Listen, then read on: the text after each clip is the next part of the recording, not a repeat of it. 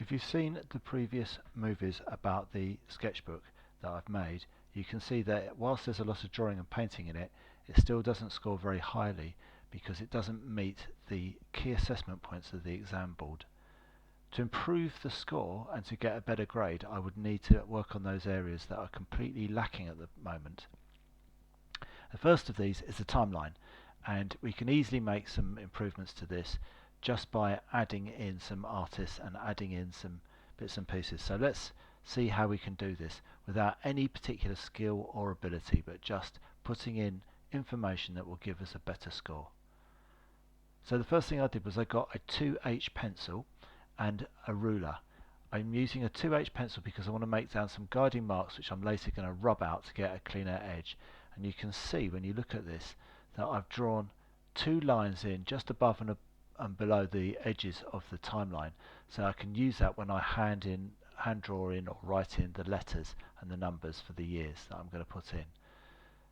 So I then use the guidance sheet that I gave out in class, and if you don't have one of these you can ask me for one and I can help you with one, which allows me to then mark in where the numbers are going to go on the different timelines. And I've got two timelines, one for 1450 to 1850 and one for 1870 to 2010, and they've got different markings in there so you can see where to draw your lines. You don't even have to do the maths, I've done it for you. I've also put in some different typefaces at the bottom which you could try if you wanted to mimic those by hand, or if you were going to put those in with a thick felt tip to make your letters look a little bit better, to make your numbers look better. So let's have a look at those. Here you can see on this slide I've already marked out where the divisions fall, and on the next slide I rough in just very finely with this 2H pencil the numbers, so I've got a guide, and I put the dividing mark between the first two numbers and the second two, and I do that right the way through for each of the divisions on the timeline. Then I went back with a Muji pen. You could use any fine liner pen, and I went in and drew out the numbers over the top in pen, and then used a cheap rubber, plastic rubber, to which my one is shaped like a Lego brick, but yours could be any old shape, to correct the numbers and pull out any of the penciled in lines. And you can see that it doesn't look like anything more than what it is, which is a handmade bunch of numbers, but it just shows that you care and it shows that you've tried. And you can see here when I go into the second timeline, which is the modernist one, the one that goes from sort of 1870 to 2010, what I do is I increase the typeface to be a bold, heavy slab serif so that it looks more modern, and I've gone for a darker, more moody sort of timeline background to suggest more turmoil and change, which is what we tend to think of as going on in the 20th century with two world wars and fascism and communism and all that kind of thing.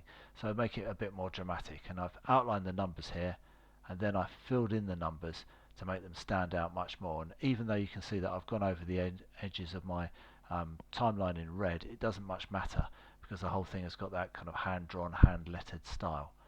What I did then was to increase that by adding in different art movements, chronologically going from Impressionism right the way through to late modernism and postmodernism, and then you can see that I've added those in black and I've added those in white using a posca pen and using a Sharpie, black Sharpie, just to add them in. They're not always the easiest to read, but it shows that I'm aware of all those art movements, even if they're not relevant to my chosen study, which in this case is still life.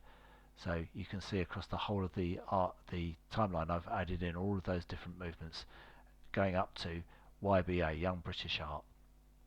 So after that I looked for the artists that I was interested in, got some bits of brown paper, cut those into strips, and then using my old Sharpie pen I just put the names and the dates of the artists in, and here you can see it on the first timeline, and then you can see later on as I move through that I've got all my artists. So the first timeline looks like this, and in the top part, the bit that's as yet just got background, I'm going to be putting in some transcriptions and some detailed artists that relate to me.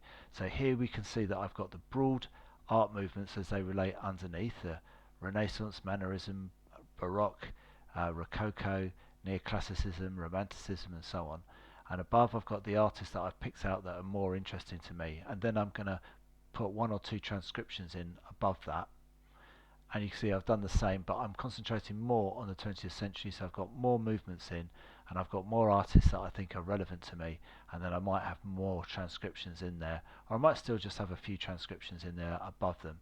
So that's really where I'm at the moment. I've got these ones done, and I need to add in the transcriptions next. So that's my timeline concluded for this phase of its improvement. There will be another one coming up next. So let's have a look what I need to do. Add some transcriptions to the most relevant artwork.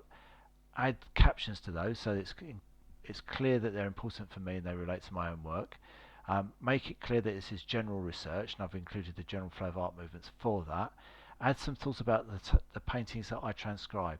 Either these are thoughts about them and their work, not the theme, but them and their work, or they're thoughts about what I could use in their work for my own work. Remember, it's all about you. And that will be in the next movie.